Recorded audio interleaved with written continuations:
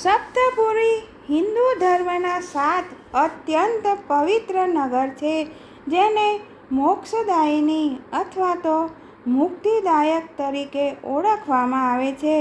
સપ્તપુરી એટલે 7 નગર, જેનું હિન્દુ ધર્મમાં ખૂબ જ મહત્ત્વ છે. તો આજની પોસ્ટમાં આપણે સપ્તપુરીમાં કયા ધામ આવે છે, કયા નગર આવે છે અને ત્યાં જવાથી આપણને શું ફાયદો થાય છે તેના વિશે જાણીશું. ભારતના પ્રમુખ તીર્થ છે 51 શક્તિપીઠ, 12 જ્યોતિર્લિંગ, 7 સપ્તપુરી અને 4 ધામ. આજે આપણે વાત કરીશું 7 સપ્તપુરીની. આ સપ્તપુરીમાં શહેરોના નામ છે અયોધ્યા, મથુરા, હરિદ્વાર, કાશી, કાંચી અથવા તો કાંચીપુરમ, અવંતિકા એટલે આજનું ઉજ્જૈન અને દ્વારકા. આ સ્થાનોની યાત્રા, દર્શન અને આ શહેરમાં મૃત્યુ મળવાથી પણ મોક્ષની પ્રાપ્તિ થાય છે એવી ધાર્મિક માન્યતા છે. તો આજે આપણે જાણીશું કે આ સપ્તપુરીનું શું મહત્ત્વ છે. જય શ્રી કૃષ્ણ મિત્રો, સ્વાગત છે તમારું મારી ચેનલ સ્નેહ સાગરમાં. જો આ સપ્તપુરીની નવીન જાણકારી આપ સર્વને પસંદ આવી હોય તો લાઈક, શેર અને સબસ્ક્રાઈબ કરી બેલ આઇકોન હિટ કરશો. સપ્તપુરીને ભારતમાં આ 7 જગ્યાને મોક્ષની નગરી તરીકે પણ ઓળખવામાં આવે છે.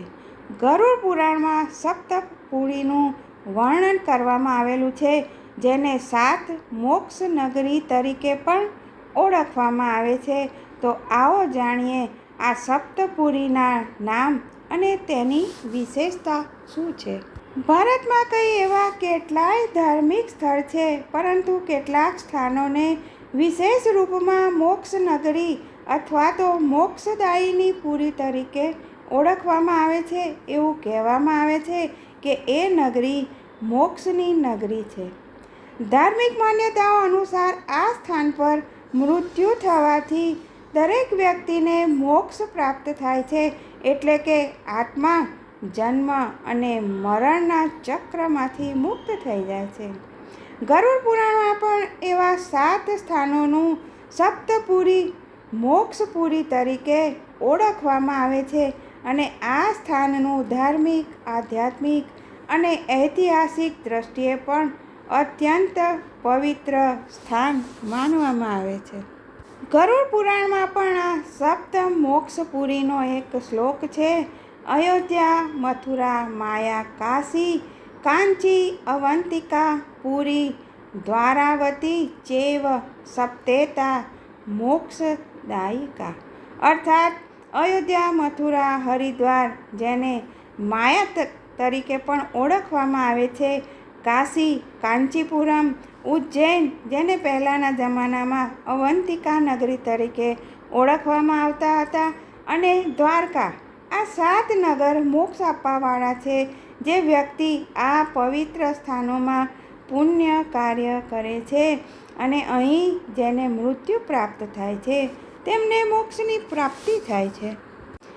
અયોધ્યા ભગવાન શ્રી રામની જન્મભૂમિ છે અને અહીં ધર્મ અને મર્યાદાનું પ્રતીક માનવામાં આવે છે. આ સરયુની નદીને કિનારે વસેલું ત્રેતા યુગનું એક ઐતિહાસિક ગાથાઓ સાથે જોડાયેલું શહેર છે. રામ જન્મભૂમિ મંદિર, કનક ભવન, હનુમાનગઢી જેવા સ્થાન આ નગરને ધાર્મિક દ્રષ્ટિથી મહાન બનાવે છે. અહીં મૃત્યુ પ્રાપ્ત કરવાવાળાને શ્રી રામના ચરણોમાં સ્થાન મળે છે તેવી ધાર્મિક માન્યતા છે. મથુરા નગરી ભગવાન શ્રી કૃષ્ણની જન્મભૂમિ છે અને અહીં વ્રજ ક્ષેત્રનું ખૂબ જ પ્રમુખ સ્થાન છે. યમુના નદીને કિનારે સ્થિત આ નગર દ્વાપર યુગની ઘટનાઓ સાથે જોડાયેલું છે.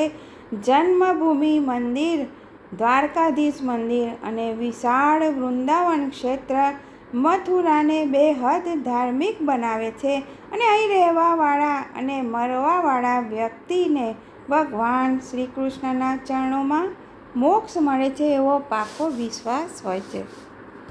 માયા એટલે કે આજનું હરિદ્વાર. શાસ્ત્રોમાં હરિદ્વારને માયાપુરીના નામથી ઉલ્લેખિત કરવામાં આવ્યો છે અને આ શહેર ગંગા નદીના તટ ઉપર વસેલું છે અને ચારધામ યાત્રાનું આ પ્રવેશ દ્વાર છે. અહીં હરકી પૌડી, મનસા દેવી, ચંડી દેવી જેવા પ્રસિદ્ધ તીર્થ સ્થળ આવેલા છે. કહેવામાં આવે છે કે ગંગા સ્નાન અને કર્મકાંડ કરવા માટે હરિદ્વારને શ્રેષ્ઠ માનવામાં આવે છે અને અહીં મૃત્યુ થવા પર આત્માને મુક્તિ મળે છે એવી ધાર્મિક માન્યતા છે. કાશી એટલે વારાણસીને ભગવાન શંકરની નગરી કહેવામાં આવે છે અને અહીં મોક્ષની રાજધાનીના નામે પણ તેને ઓળખવામાં આવે છે.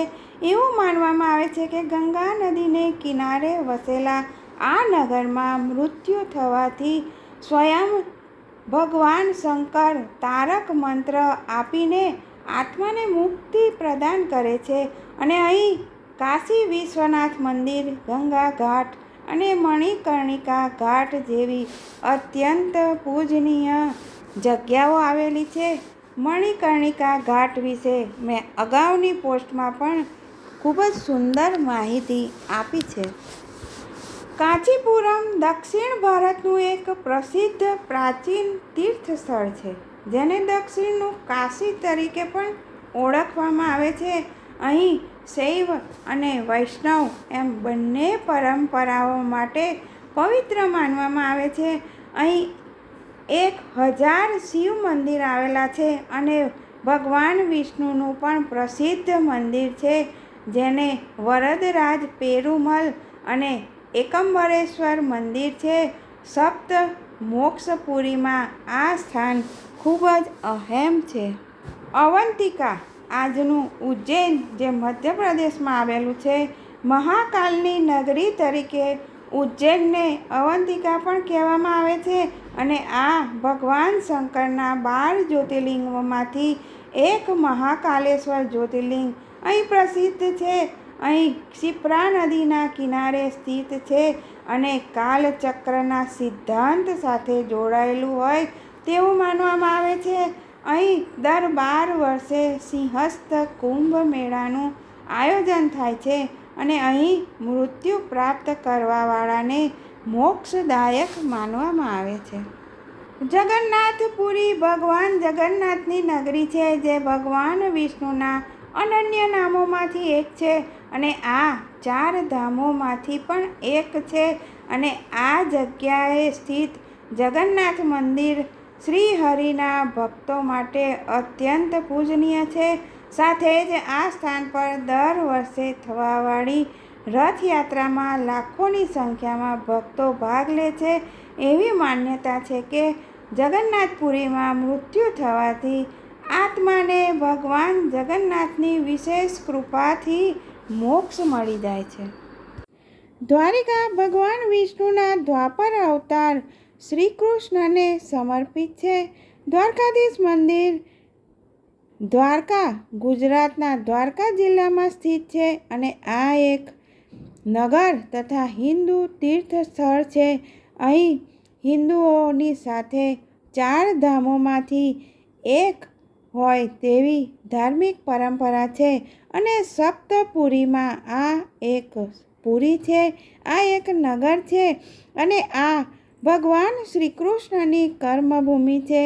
ગુજરાતનું આ દ્વારકા શહેર એ સ્થાન છે જ્યાં આજથી 5000 વર્ષ પહેલાં ભગવાન શ્રી કૃષ્ણએ મથુરા છોડીને અહીં આવીને પોતાની નગરી વસાવી હતી અને અહીં આવવાવાળાને ભગવાન શ્રી કૃષ્ણના હંમેશા આશીર્વાદ મળે છે. મિત્રો, જ્યારે પણ યાત્રા કરવાનો મોકો મળે તો આ સપ્તપુરીના દર્શન અવશ્ય કરવા જશો. જય શ્રી કૃષ્ણ. ફરી મળીશું આવા અદ્ભુત અને નવીનતમ વિષયો સાથે.